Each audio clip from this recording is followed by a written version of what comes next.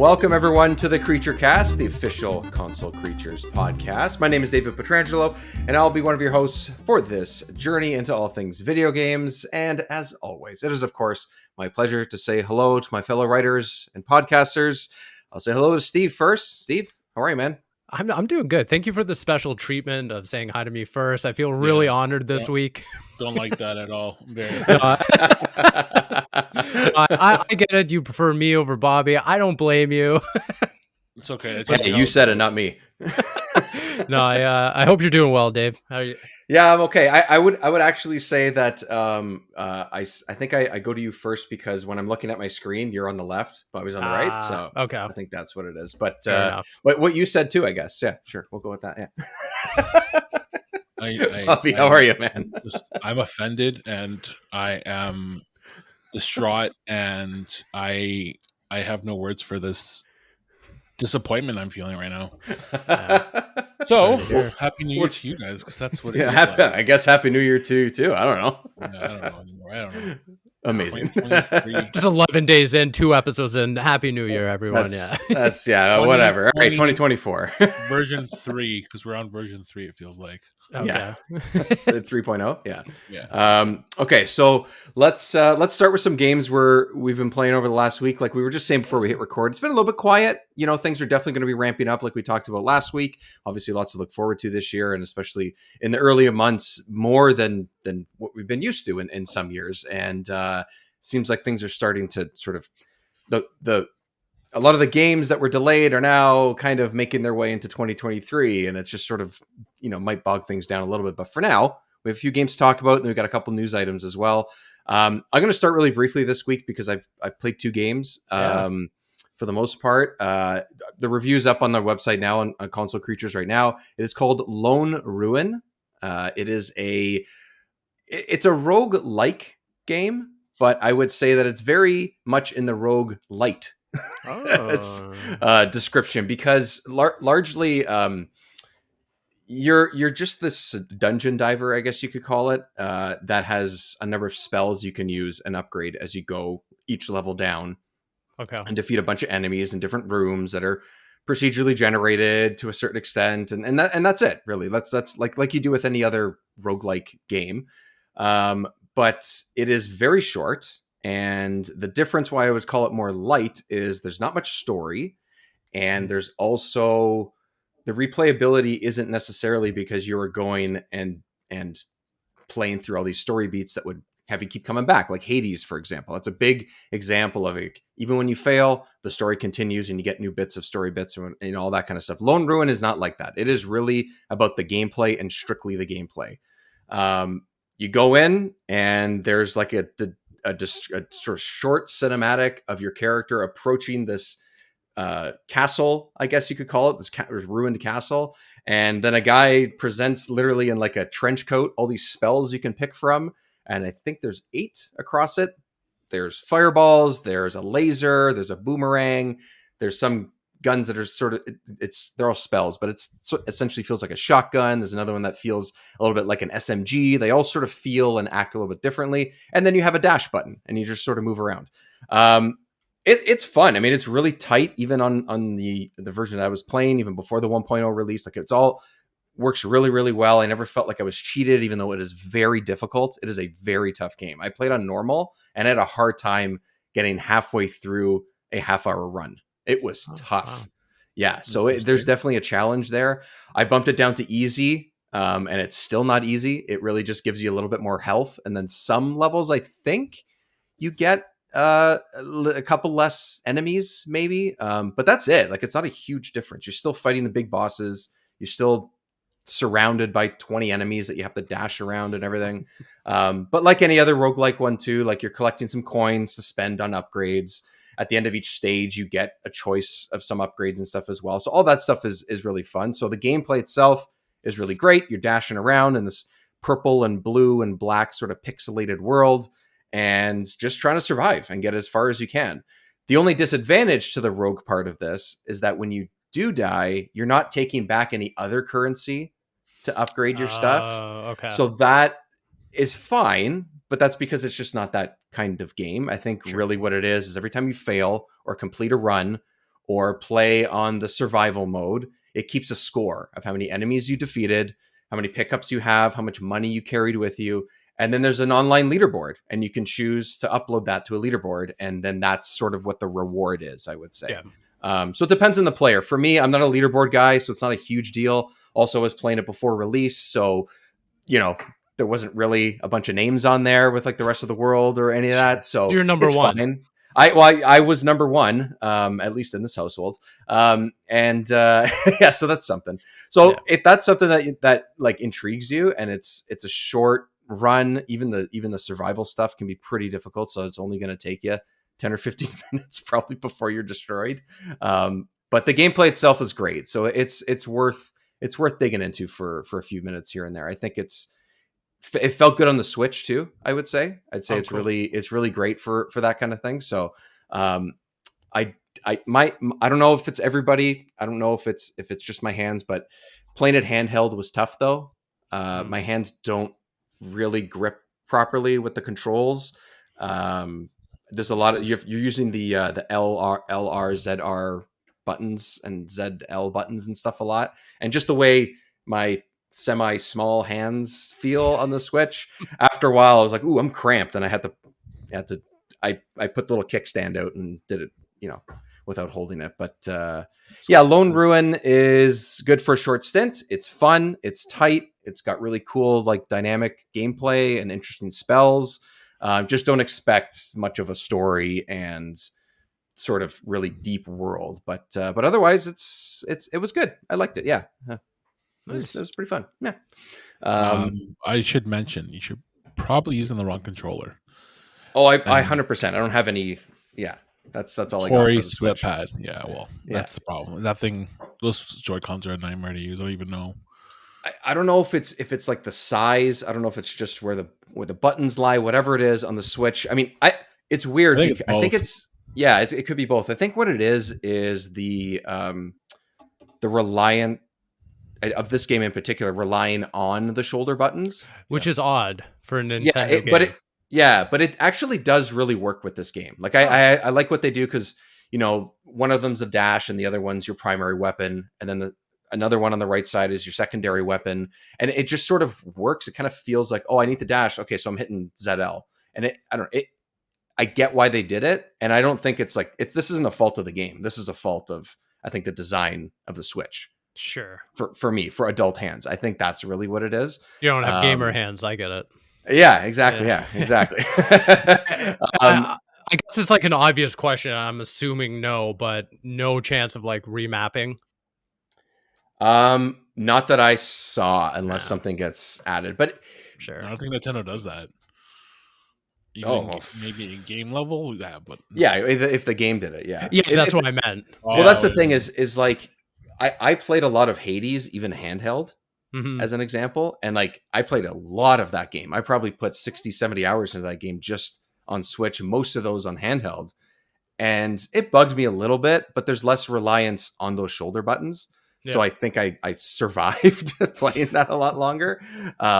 So I think that's a Switch flaw, not the game flaw. So it's not very expensive. It's a short thing. It's great to take on the go. So I think Lone Ruin is something to at least take a look at if you're interested in that kind of thing, especially if you're into the whole like leaderboard stuff, because that is really what they're driving home. And I think it really works in that way. And you don't get that a lot with games nowadays. So it's nice to have that in this genre as well. So a lot of what you're saying about Lone Ruin, it reminds me of Below, and that's a game I really liked.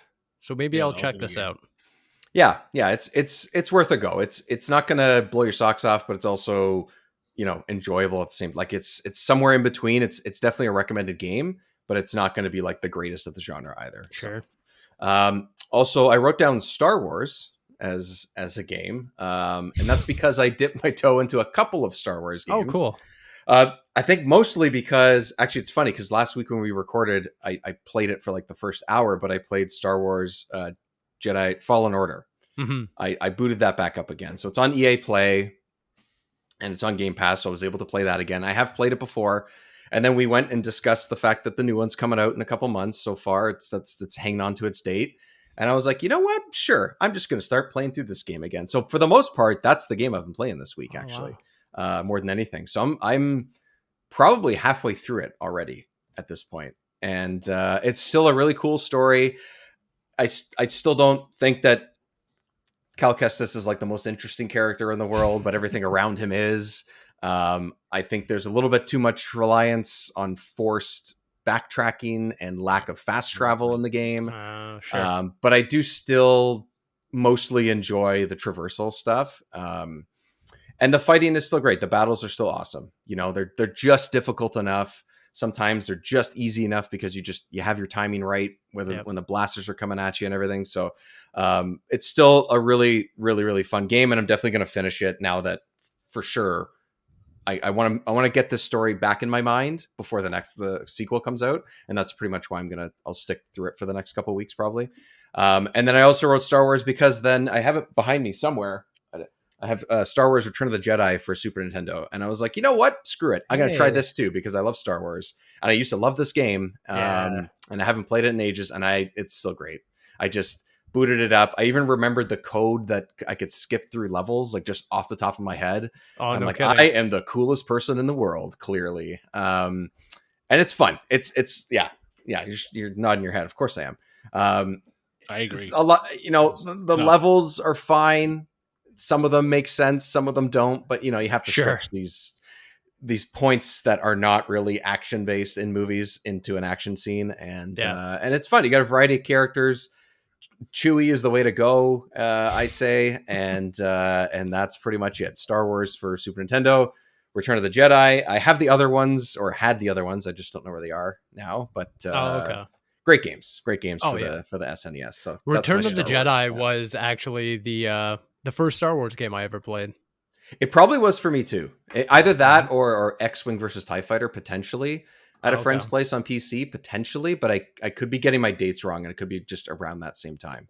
But it's also my favorite Star Wars movie, so it's even more of like a nostalgia hit too. Because every time I do it, I just the music is great in the game. Like they really made sure that it sounded great, and with Star Wars and anything John Williams, that's important, I think, and they pulled it off. So yeah, that's it. That's my Star Wars dive. Amazing. Yeah, so nothing crazy interesting, but yeah, again, check out Lone Ruin if roguelikes and leaderboards are your thing. That's really the message of the week from me, I guess. Yeah. Tomorrow, January 12th. Yep, there we go. Yep. Bobby, you've dove into a I guess I don't know. I guess it's not a new game, but it's a reissued game. It's a new port. Maybe a new port. Cool there we go. That was guys. Port is a 4-letter words, man. They're tough. Yeah, I know it is. Thankfully, this port is amazing, and Teenage Mutant Ninja Turtles: Shredder's Revenge is probably the best Ninja Turtles game in 30 years. Yeah, it's good to see. It's good to see it thriving on mobile now with iOS and Android ports available as of today. I think yesterday. So January 10th, and basically, if you have a Netflix subscription, you can play the game for free. I mean, it's available on the go. It plays as good as it does on console, with the convenience of being on the go. I mean, I was playing today on my break at work, just on my lunch, and it was great. Like no delay, no lag. Nice. I've never been a fan of touch controls.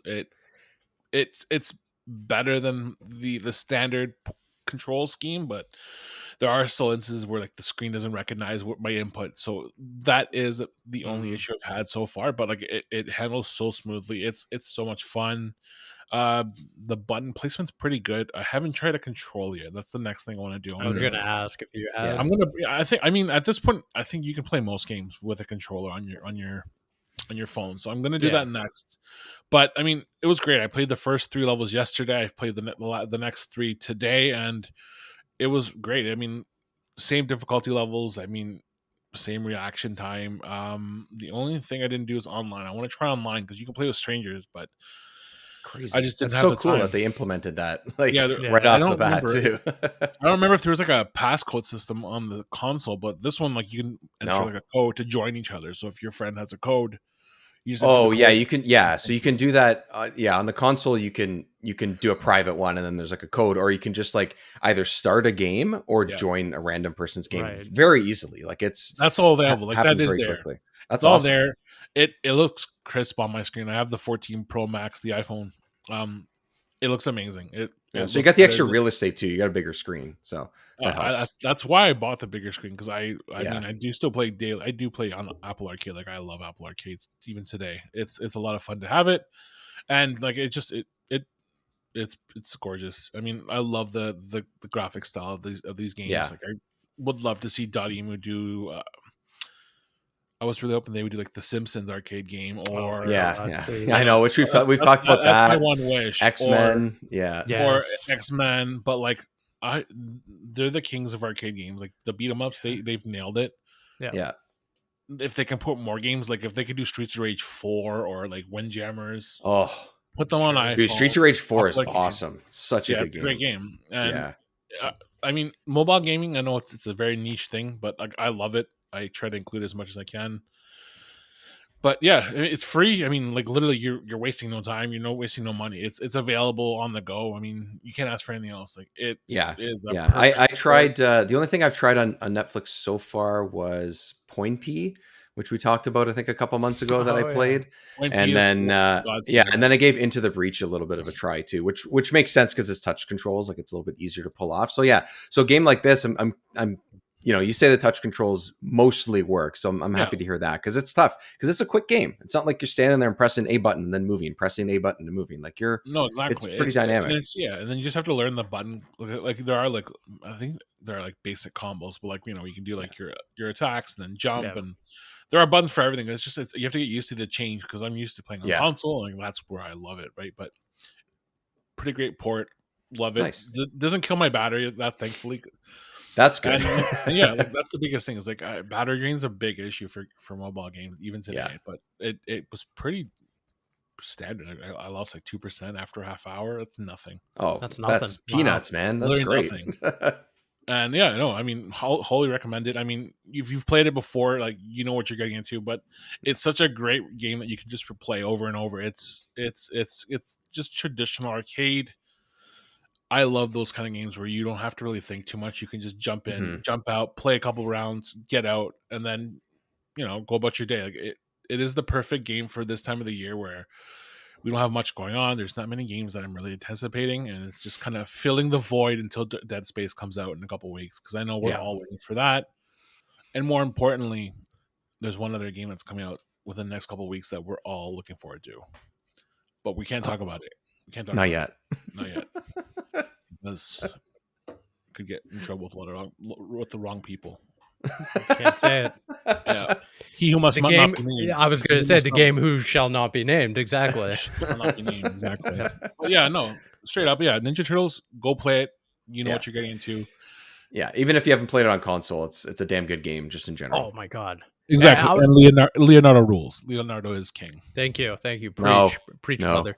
Sorry. Nope. I was going to chime in and say, do we know it was coming to Netflix games? Nope, it just shadow dropped. It was just exactly. That's right. Crazy. Okay. That's so crazy. Yeah. Although they've done that with a few of their games. I think Into the Breach was like that as well. Yeah. Immortality might have been, but I don't know for sure. Immortality I didn't even know until someone told me. I mean, I never check Netflix on my phone anyway, so I don't even. That's that's probably why I do. Like, I'm gonna pull it up right now. Actually, yeah. While you do that, I just wanted to say, like, I'm definitely interested to hear other people's perspectives of playing this on on mobile. I would do it myself, but I went so hard on this game when it first came out on Xbox. I put in so much time playing it both single player and co-op. Like, it's a really damn fine game, mechanically and just visually. So no, it's perfect. Like, you couldn't ask for a better game. Like, the last two Ninja Turtles games had so much potential, and they just dropped the ball so bad. But then this one made up for it, in my opinion, like, fully. Yeah, it's excellent. It's absolutely excellent. And everything they did, I think there was like some small patches they did for like online play, like shortly after. But that happens all the time with any game that has, lots of people playing, especially because it dropped on Game Pass, so even more people were playing it and everything. So that's fine. But otherwise, it's honestly like mechanically, I think it's a close to a flawless I think so. game, which is fantastic. And Netflix, you need with a game like this. Netflix has some great games. So like just the top, they do. They have 12 minutes, which very divisive. Some people liked it. I thought it was the stupidest twist ever. Actually, it was comically bad. Comically bad, exactly. And then it has so much potential with that cast. I know. Honestly, yeah. Exploding Kittens. I love the card game. You can play that on here. Reigns, Three Kingdoms. I love Reigns. Big time. That's a great game. Obviously, we said Immortality. Like that's available. Oxenfree. I love Oxenfree. Good with touch too. Owned by Netflix now, so I know. Yeah, that's the Breach, which we mentioned. I hope more people play Oxenfree just because it's on there. Because I just like I said last week, it's amazing. Oh, Spearfair is on there. Oh, that'd be a good game to play. Extreme. Asphalt's a great car series. Like I love the Asphalt games. Yeah. Before Your Eyes, which is a big game. A lot of people said it's really, really, really emotional. Highly recommended. Kentucky Route Zero, which is a huge game. Yes, good game. Netflix. That's a great game. Moonlighter was a great little farming life sim. I reviewed it. I loved it. That was a good game. Into the Dead. I remember playing this when iOS first came out, where it was just like survive a zombie horde attacking you, and you're just kind of running through a forest. Oh yeah, okay. I'm looking at it now. Yeah. Heads Up. You guys, I don't know if you guys play Heads Up, but it's a good love Heads Up. Really good. I have before. Yeah. It's a fun. They have a lot of great games on here. Like I can keep going through here. Like there's Lucky Luna. Lucky Luna is a great little roguelike. It kind of reminds me of Hollow Knight, and it's on here. You can just play it for free. Point P, which I already mentioned, is highly so good. Point P, so good. Hidden gem for sure. I think anyway. I don't know if it's anywhere else, but it's a great game. A League of Legends game. That's right. So there are some good games on here. Like honestly, if you don't want to buy games, like you have Netflix available, you have over a dozen games that are readily available just to play. I do like the ongoing support for this because I do remember when it came out for Android at the time, and I was reviewing the games because they were all either the Stranger Things games, which they acquired and then just published on there, or it was a whole bunch of weird arcade games. I wrote off Netflix games entirely. I was like, no one needs this. No one needs to even pay attention to this. But now it's got 40 games and a lot of them, very good, I would say. Great catalog. So it's a good start. So, I mean, honestly, it's only been a couple years now. So I know, unlike Stadia, it takes time to build a good stable of developers and games. And they're following the higher road here. And purchasing studios, which is very important. Very important. Yeah, you need it, especially if you want to. Even more important, right? But you want to bolster that list and everything. Yeah, for sure. I'm gonna give this a shot. I have a much smaller screen than yours. I just have an average size screen to play it on, but I'll give it a shot. Average size screen with very small hands is okay. My hands makes it feel bigger. Yeah. Yeah, it makes it feel that's bigger. Why this phone is I feel large. Yeah. But no, it's honestly, it's such a great, honestly, this game, I could talk about it all day. It's just, I love it. It's a great game regardless of how you play it, for sure. Yeah. Ninja Turtles are always a go-to.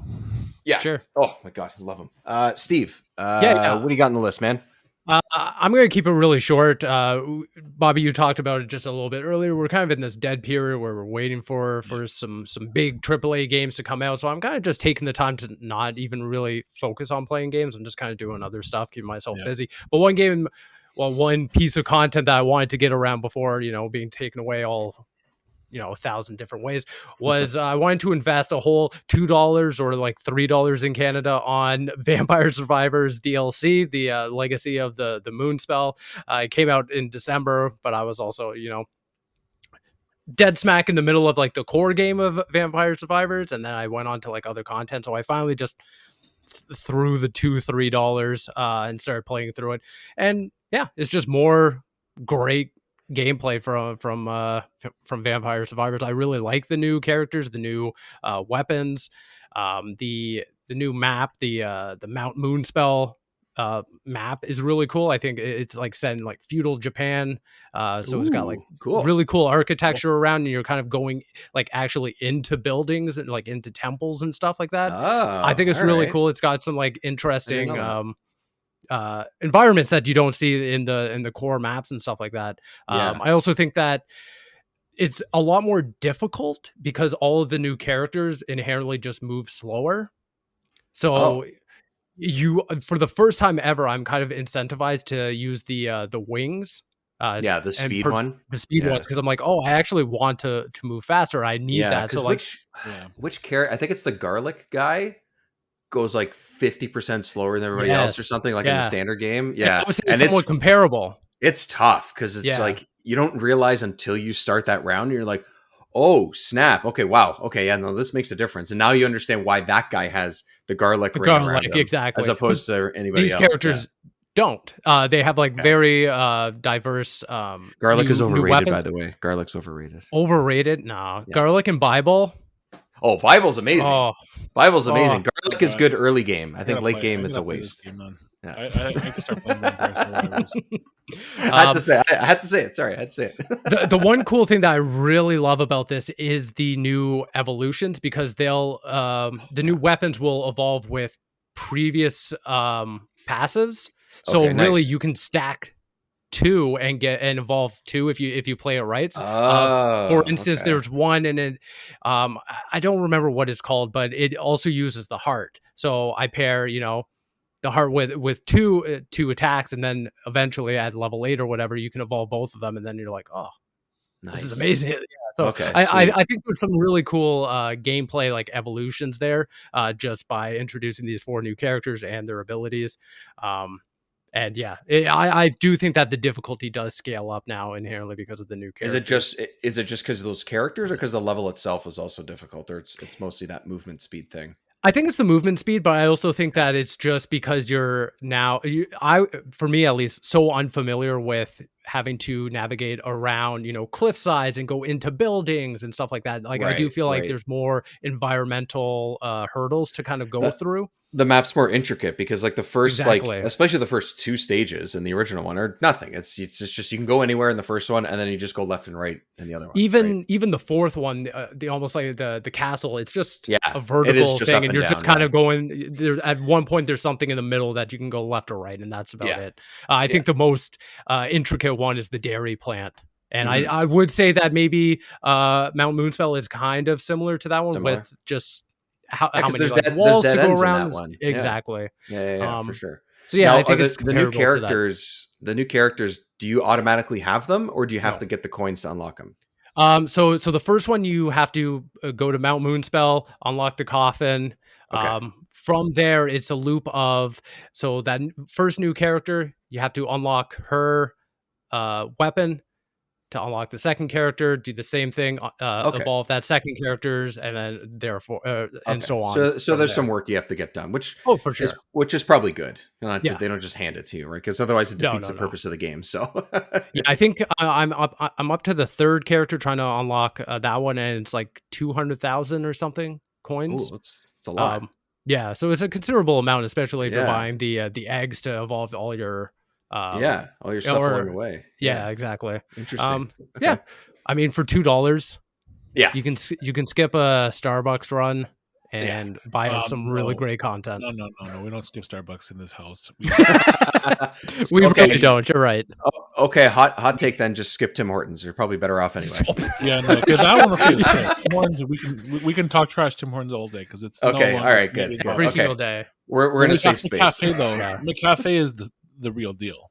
That's good. That's good stuff, man. That's true. Stuff. It's been good stuff for a while. And now I need to play this game because I feel like I'm the only one not playing Vampire Survivor. You really do, Bobby. I think you're robbing yourself of some genuine gameplay. Some genuine addiction. No, oh my God. I have too many addictions as it is. You can't have more addiction. Yes, you can. It's really easy to lose yourself. Like, as much as there's a hard stop, especially if you start completing 20-minute, half-hour runs, like you can stop or whatever. But it's actually hard to. Like, it is actually hard. That half hour just melts away. Listen, I've never done a hard narcotic, but what I'm going to say is that, sure, you can stop doing crack by running out, but you're still going to do more crack. One crack. Vampire Survivors, digital crack. Exactly. We'll take one crack, please. I'll take one crack. Fine, I have to put One it on my Piece. Steam Deck. It's there, and even if it wasn't on Game Pass, it would be worth, like Steve said, even with the DLC, it's like $3 or so. It's just like $3. That's what I did. I Wow. honestly, like, I heard good stuff about it last spring. It's not really a blind buy, but it sort of was. And then I'm like, screw it, I'm just going to do it anyway. And of course, it was worth it. So, big It time. honestly looks like a pop-up game, like one of those ones that just show up on your screen. And you're like, Yeah. play this game. yes, Yeah. And that's what's always been throwing me off. I'm like, this just looks. yep, that's And totally that's fair. exactly the same thing that happened to me. Dave was talking about it. I looked it up No. when we were doing this podcast. Dave was sitting Yeah. here telling me I started playing this game and everything. I Googled it immediately. I was like, okay. I mean, like this, it just this guy's got something wrong with him. you talked about how much fun you're having with it. I was like, that's totally fine. This is not a game for me, in my opinion. Yeah. But then I pulled the trigger on it, and within, I would say, not even completing my first run, I was like, I really? get it. Oh man. Yeah, like that first run, I was like, oh, I get it now. Okay, I see. I'm And then in. it just keeps getting deeper and deeper. Oh So- yeah, and then you start learning the loops, the evolution of weapons, how to unlock new maps and character. Oh, oof. It's excellent. It's excellent. Something. I haven't played it in about a month. Now I you reminded me that, like, reminded, is that a word? I don't know. I'm gonna say that it is. Sure. That the DLC even came out, and now I'm gonna go spend a couple bucks. Probably well worth it. later this week and dive into it, because new content for a game like this is great. It's not like 100% completed the other stuff, but I'm happy to play with new stuff. So And one thing I was thinking about, and this could just be, me throwing something out at the wall and everything. I would love for them to introduce a co-op mode for this game, like a couch co-op mode. Yeah, I know it just destroys the balance of the game and the difficulty of the game, but I think it would just be fun to just call it, like, even if it was like a pseudo easy mode or something, just throw in 2 characters in here, give them all, like, the same unlocks and stuff like that. I think that would be some genuine fun. Yeah. I wonder what they could do is, like, if they just, like, times all the enemies by 2, Sure. like just something simple, like quote unquote simple, or Right.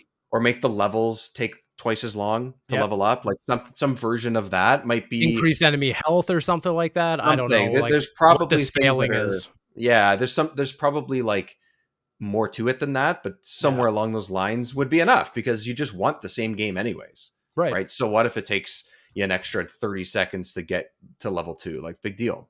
You're still having fun. So yeah, that's good. It would work. And the maps are obviously big enough because they're endless. So Exactly. it's not like you're ever going to run out of real estate. So, okay. So, that's what we've been playing. And a couple news items that just dropped this week. Well, really just a couple hours before our recording here. First up is that Ubisoft, what's the right way to say it, guys? I never get it right. I say both are Ubisoft, right. but I'm a pedestrian. Yeah, no, both are right. But Both are right. Okay, all right. Both are Ubisoft had that one's wrong. that one's wrong. Straight up wrong. They put out a release today that is titled Strengthening Strategic Focus on Biggest Brands and Live Services with a New Set of Measures, Cementing Long-Term Growth and Value Creation Prospects. Yes, that's right, everybody. We are here to put you to sleep. Before we go any further, can we just translate that into simple English and say, we screwed up, we made a big mistake, we have a big mess to clean up, and we have no more money to do that right now? Yeah, exactly. So it's all about money. I mean, really, that's what it is. I mean, fair enough. You have financial statements and financial reports. That's just the way it is, right? But it says that they're revising their Q3 of 2022 into 2023 for net bookings targets, meaning essentially, they thought they were going to make more. They thought they were going to do better with releases like Mario plus Rabbids Sparks of Hope, and pretty much a staple for the last, I would say, at least decade, Just Dance.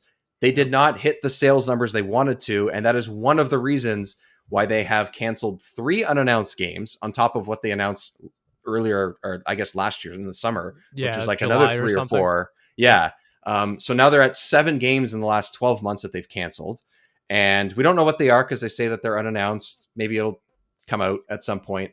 And essentially, that's a big thing. But also, this is just, deja vu. But Skull and Bones is also being delayed until later this year, or potentially into 2024 as well. Makes no sense. They gave us the weirdest time frame. Early It's 2023 to 24. That is the biggest like window you could give us. Really? That's 2 years. it's essentially sometime potentially in the next 14 months or something like Oh that. my So god. whatever's going on behind the scenes with the company, with the people that are making that game, it seems to be ongoing.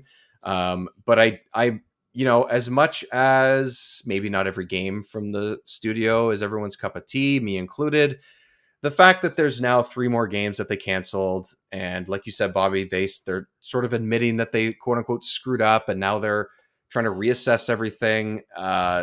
One, hopefully this doesn't lead to anybody losing their job, which sadly we It's will already gonna probably happen. It's it's gonna happen. probably Yeah. going to happen. I mean, Hopefully it's the three right games is a people lot of though. people, so Hopefully it's the right people that are actually losing their jobs. Because like Sure. let's be yeah, honest, Ubisoft has some bad eggs there. yes, Yeah. exactly, yeah, If they get rid of that, I'm sure they'll retain their employees because they have a big retainment problem because nobody wants to work there for after everything that's happened. And I don't yeah, blame anybody for wanting to leave that environment. And yeah. this is the fallout of your decisions. Like you want to Mm-hmm. promote and support serial cheaters and abusers. This is what you're gonna get. Mm-hmm. Your whole business is gonna fall Right. apart. Yeah, and look, I'm not a Just Dance person. I think I may have played 2015 or something Yeah. once or something, but the fact that that staple was not one that sold well, or at least in their eyes didn't sell well, and then Bobby, you said that Sparks of Hope was a great game. The fact that that didn't sell what That's they what I'm most expected, surprised about. That's a great game. And here's the problem, yeah, and it I can tell you sucks. exactly why it didn't sell well. First off, they released it in the busiest window. Yes, One. that's Yeah. true. Two, they've conditioned people to buy it when it's $20 because it's always on sale, the first game. So Was it people are really? waiting. Yeah, I mean, Huh. Sparks of Hope is the new one, but the original Mario vs. Rabbids, it was always on sale for $20. Like I've seen Oh it wow, Well, when I so had many no times. idea. I played the first one, I think a year after it came out, and I'm pretty sure I got it for 35 or $40, which is Yeah, so essentially half people, price. and that's Yeah, the problem with Ubisoft games. Like they go yeah. on sale so fast to the point where you don't just wait a month, two at tops, you'll get it for less than half, even more than half off. So like I mean, really, I love the first game. I was really tempted to pull the trigger on this, and honestly, I was like, I just got other stuff to play. Like God Yep. of War is around the corner, like you're saying, Bobby's just proving your point. And I really want to try and get a PS5, and that's what I did instead. Even though I know that I would have loved this game, and will 100%. probably eventually play it like I did with the first one because it was really fun. And everything I've heard about it from you and others is that it's a great game. But It is. It really it's is. I started playing it myself over the holiday break. I didn't put up too much time into it, but that being yeah, said, that's why I'm surprised they came out with this statement saying, it underperformed. Well, what were you hoping for then? Because I just failed to see how there's a game with Mario in it that just doesn't sell well. And I exactly. And I don't now know. I don't know if it has to do with the tactical part of it, if that doesn't just appeal to kids so much. Like I Sure. really don't know, I think it's great. I think even with lesser systems than the first one, it still works really, really well. So it's easy for me to say that to people that have played those types of games. But if I Yeah. went and told even my 13, 14-year-old cousin, like, hey, this is a game you would like. It's a new Mario game. It's a little bit different. It's really funny and wacky. But it's not a Mario game at the same time. Like Mario is holding guns. Like it's not it's GTA. it's It's the GTA.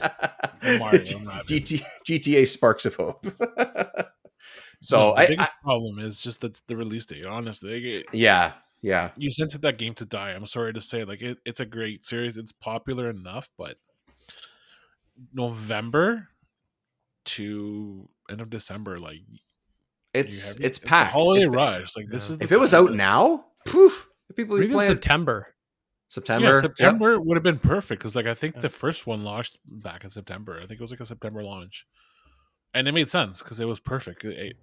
The drought was over. It was one of the first games that launched, and I remember it was huge. Everyone loved talking about it. It was on Twitter for a while. Like everyone was talking about it. Mm-hmm. And then they say Skull and Bones, quote, we have decided to postpone its release in order to have more time to showcase a much more polished and balanced experience and to build awareness, Skull and Bones will now be released early 2023 to 24, which to me probably means a year from now, is my guess, because you can't say early this year, and also you need lots of time to polish. And why would you put a 24 in there?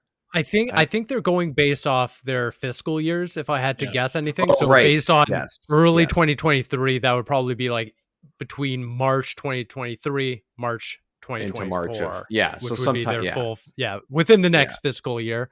I think that the only thing that we might be able to take away from this is that they say that there's going to be like an upcoming beta phase. So based on whenever they decide, hey, we're going to hold a beta, that will give us probably a good idea of how close the game is.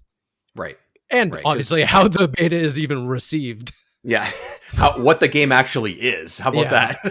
So that's the biggest problem is like, what is this game? Like, it's gone from a Assassin's Creed spinoff to, I don't even know what it is anymore. It's just, like I said to you guys before, I have no idea what this game is anymore. I don't think anyone does, which is exactly the whole thing of them to build awareness is essentially we need to figure out a marketing plan. Like, I think that's what that is. Because what else did you do? I wish someone could like correct me if I'm wrong, like right now, because I remember distinctly when this game was first revealed. We were talking about this, before we started recording, about how Aisha Tyler was on the stage and she revealed the game to us all, and they were very very adamant about like, this is Boat Simulator, and I was like, this isn't the game for me, but I like the idea of it just based on the concept alone. Like, it's I won't play it or anything, and then over the delays and the years, they're like, but now you get to play as a pirate. I'm like, okay, or is this like Sea of Thieves? Oh, and it's an open world and social. Is it? So Sea of Thieves? Sea of Thieves, not, but is it still Sea of Thieves? I don't even know anymore. But I want to pose a question to you guys, or not a question, but I just want to say, I'm going to call it now. They are missing an opportunity if they don't release this in the fall, October 29th. Do you know why? No. Like a Pirate Day.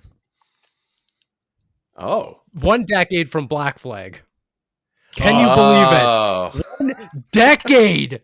Wow. One decade. We're arriving on the 10-year anniversary of Black Flag. Oh, wow.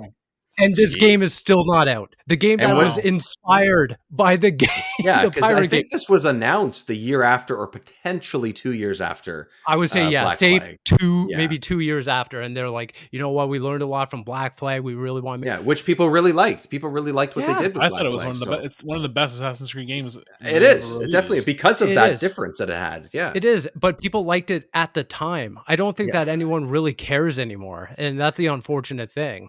Well, they're definitely. I mean, I think part of like what you mentioned. I think Sea of Thieves, I think, makes a difference.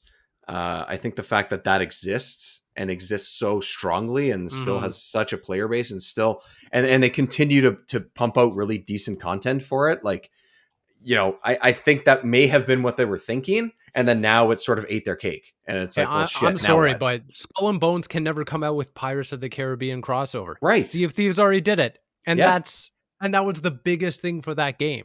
It was huge. And it was fun. I played it. It was fun. So did I. I loved it. It was pretty good. I was surprised. Like, I don't really love these movies, but I'll try it. It's something new. Yeah. Like, it's It was a lot of fun. free. Yeah, it was good. But Ubisoft, whatever you want to call it.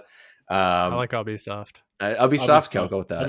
We're going to go for Ubisoft now. Okay, yeah, Ubisoft like it is. We'll see how things go. Hopefully, again, I mean, I think, unfortunately, some people are probably not going to have their job or in the next couple of weeks or when, however long this time frame is. But hopefully that doesn't happen, or that is a minimal number. And then we'll just see where things go, because this seems to be like they're trying to reshape what they need to do going forward. So I hope. Sorry, Bobby, go ahead.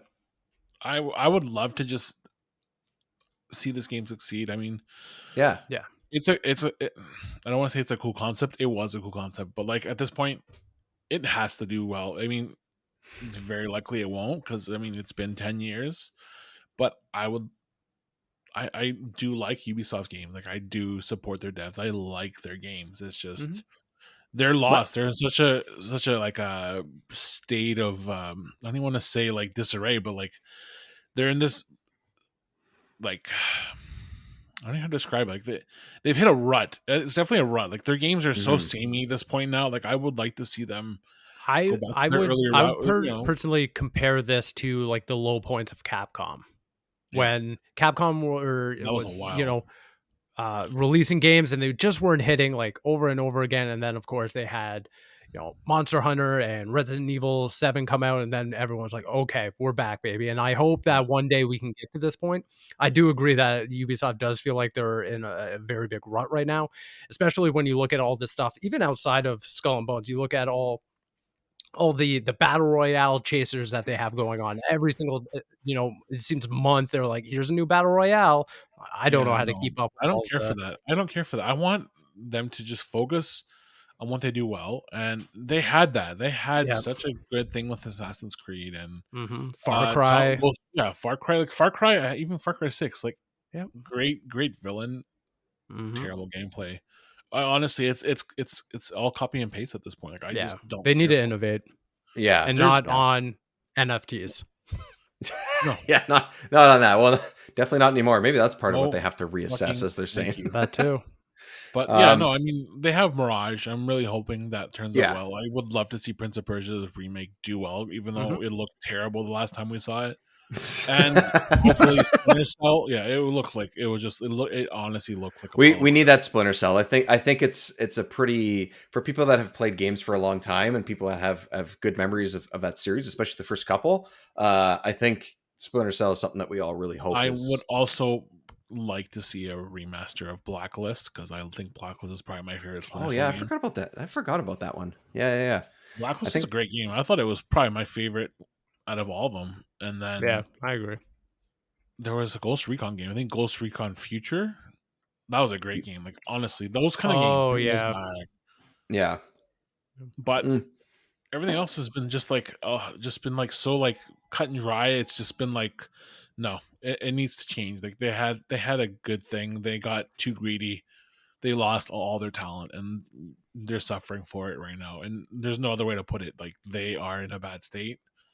They need to start from the top and clean up from all the way to the bottom again, because it clearly didn't work the first time. It didn't work the second time, but third time's the charm, right? I mean, they tried to sweep some of the stuff under the rug, I think, is the problem, and it just wasn't the approach that worked. And I mean, hopefully either way with these games like Just Dance and Sparks of Hope, for example, hopefully they eventually sell where they need to sell, and then hopefully developers get to make the games just as they were and keep innovating on their ideas.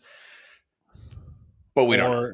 Who knows? Or there's even talks to apparently Ubisoft is trying to sell itself, but nobody wants to buy it. Like right, yes, there's been that going on for the last several months. Yeah, apparently they tried to see what kind of offers they were getting, and they all laughed at Eva Guillemot, and they're just like, no, like your company is obviously not figure it out first, and then we'll purchase you for less.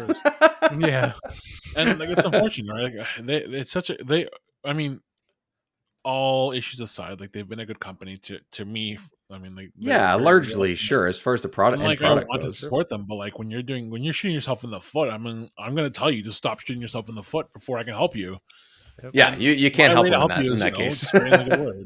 Yeah, and for sure. We're obviously just spectators, right? But like, I mean, hopefully someone listens and they take the advice. I mean, who knows? I mean, we get listeners from all over the world these days, so it's great to hear people from around the world listen to us. So hopefully it's somebody high up at Ubisoft that wants to say, hey, these guys have some good advice. But we'll see.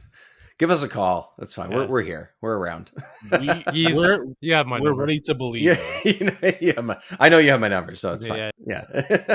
I will pick up my phone. They probably do have our phones. That's the scary part. They actually probably do. So yeah, call us. probably just through the years. Okay, so end of this month, we also have some Xbox stuff coming up. I mean, this is exciting. Finally. And that's my gamer reaction. Finally. And then the other one gamer reacts. Yeah. And the other one was, that's it? A date? We got a date? That's it today? What the hell, guys? Yeah. Look, seriously. So they've been clamoring for this thing. Yeah, sorry, Dave. Go ahead. Then, no, it's a developer direct or developer _direct. Don't forget that underscore. Xbox and Bethesda. They left the presentation slides. They left the underscore there. So yeah, that's exactly. Just a mistake. January 25th. Middle of the day, we're going to get some idea of some of the games that are coming to Xbox, PC, Game Pass, and then there's going to be what's that? What about PlayStation? What about PlayStation? That's my gamer question. Where's PlayStation? What about PlayStation? Yeah. But there's a couple games that they said they're going to be focusing on. So at least we have an idea of what they're going for here. Elder Scrolls Online, which is still kicking and doing very well apparently, and apparently is just having so much great reaction online in the last couple years. They've improved it a lot. Haven't played it, but I've heard good things. More Forza, more Minecraft Legends, and Redfall. And then there's going to be a separate thing happening for Starfield alone on its own at a different time. Not going to be on the 25th. So on the 25th, Elder Scrolls, Forza, Minecraft, Redfall. Steve, does any of this give you goosebumps? Well, I don't know about goosebumps, but I think it's great to see them come out, be very transparent right off the hop of being like, okay, let's set expectations. It's Elder Scrolls, it's Forza, it's Minecraft Legends and Redfall, all games that are expected, all high tier games that are expected to launch the first half of the year. I think that's really smart for them to say, okay, we're going to have this dedicated direct, similar to State of Plays or Nintendo Directs. They already also confirmed it's not going to be like a hosted thing where there's going to be, bring people up on stage and there's banter and everything. No, it's just going to be gameplay, or not specifically gameplay, but game focused updates for each of these games. And with the exception, I think, of Elder Scrolls Online, because this game is already a proven quantity. Forza Motorsport, Minecraft Legends, and Redfall, they all need it. They all need that kind of like exposure of being like, okay, let's talk to the developers and see where they're at. Maybe get some dates. I think that's the big thing everyone kind of wants is, okay, let's see where all these games are going to line up. I know that there were some leaks for Redfall saying that it might be a May game. If that's, indeed correct, I think Minecraft Legends would be an awesome March game potentially. And then maybe more Forza in April. I mean, that's the thing, is that this is such an exciting time thinking that Redfall is a May game. We're not even talking about Starfield, which I think would be after that. We have Forza, we have Minecraft Legends to kick things off for the year and kind of set the pace for Xbox. And I think that's an awesome way to start the year. I didn't think in any realm would we have Forza kind of kick off the spring. I thought Forza is traditionally always that fall game. It's a fall game. Yeah. So to potentially get that early on this year, really exciting for me. Minecraft Legends looks really cool. Bobby, you joked around about it being, or where's PlayStation? I mean, there's your PlayStation game right there. It's going to be cross platform. I think that's really cool. Yeah. And just based on the concept alone, I think it's a really cool looking game. And then Redfall, obviously, that's a game high on my anticipation list. So right now already, I think Microsoft has a really cool spot of setting the tone for the year and being the first major publisher to come out and say, listen, we've got these developers that we want to talk to.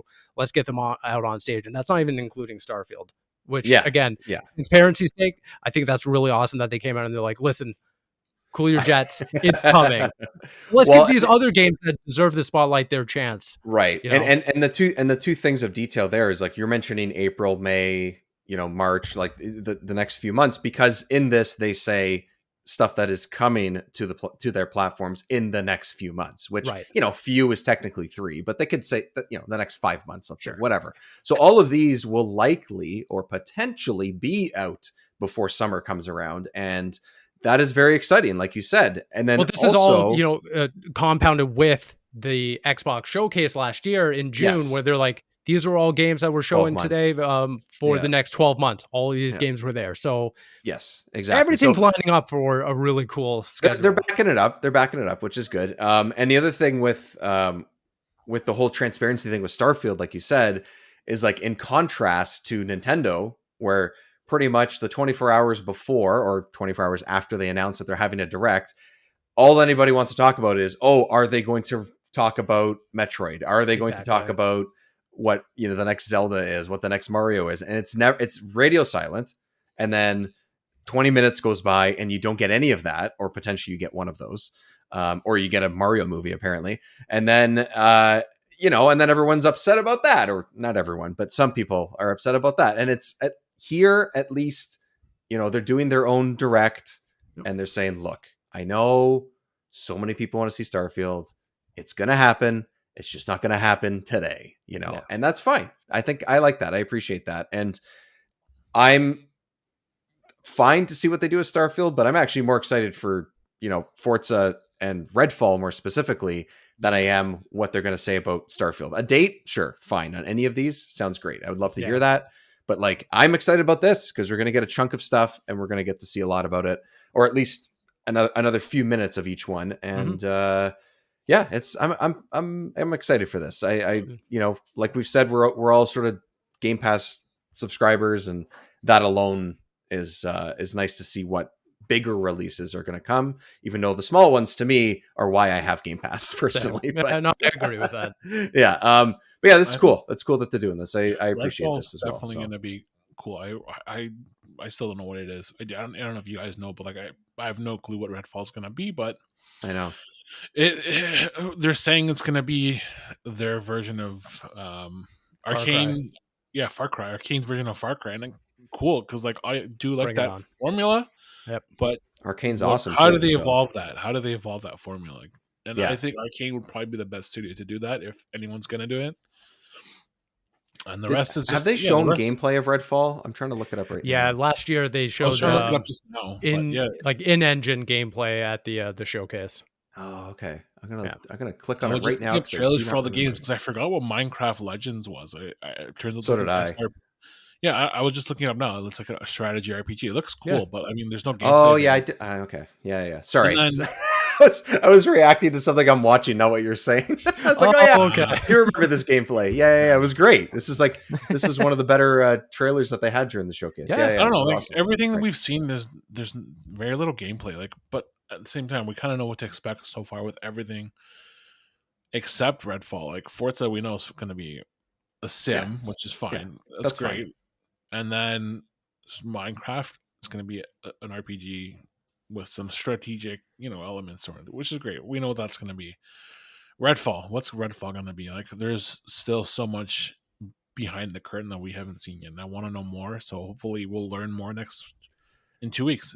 It's 2 weeks from now. Yeah. So 2 weeks. A couple weeks. It's cool. It's cool that we don't have to wait long for anything. But here's the thing, though.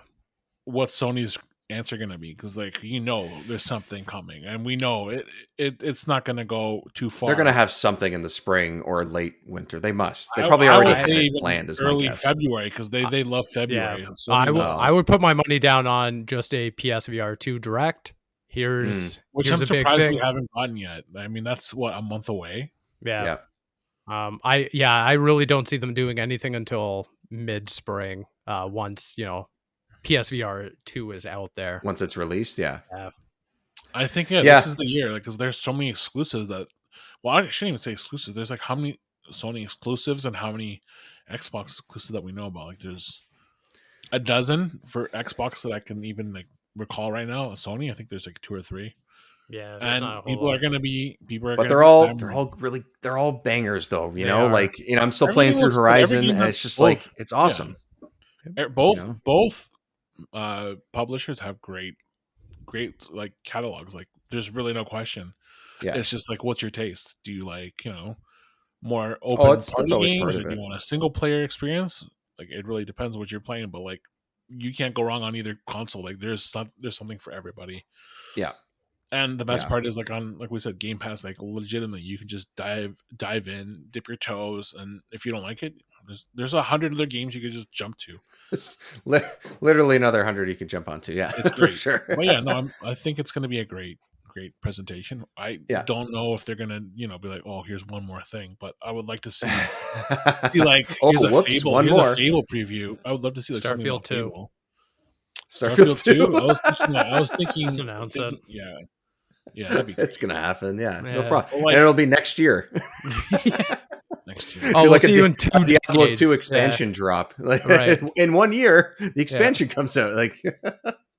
Which is crazy. So that's in 2 weeks, and it'll be perfect for us to be able to talk about it too, which is great. We'll just be a couple hours after after it happens. So we'll have a fresh mind. Whether they are complete thoughts or not is a whole other story. But we'll have it. So that's it. Cool. Who knows? We might even see some new Halo Infinite. Like, oh yeah, some content here and Who there. knows? Yeah. Maybe. I'll be honest. I stopped playing it just because like it just got boring. But I just got other stuff to play. That's it. I mean, I'm gonna give the co-op a run at some point. So much fun, and then they just kind of hit this wall, and I never went back. Yeah, it's unfortunate. They put so much work into it, but if they it's not bad. It just doesn't have to happen with everybody. The Forge if the Forge looks great. I mean, I haven't touched that yet, but I would like a reason to go back to just go play because like I spent hundreds of hours last year playing that. It was so much fun, and then it was great. Yeah, it was a lot of fun.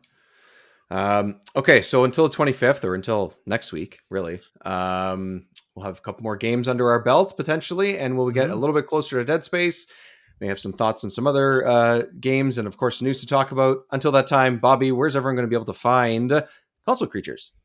Well, you can find us on the interwebs and Instagram. I don't even know, my brain's farting right now. Instagram, Twitter, Hive, Mastodon, and that's pretty much it. YouTube.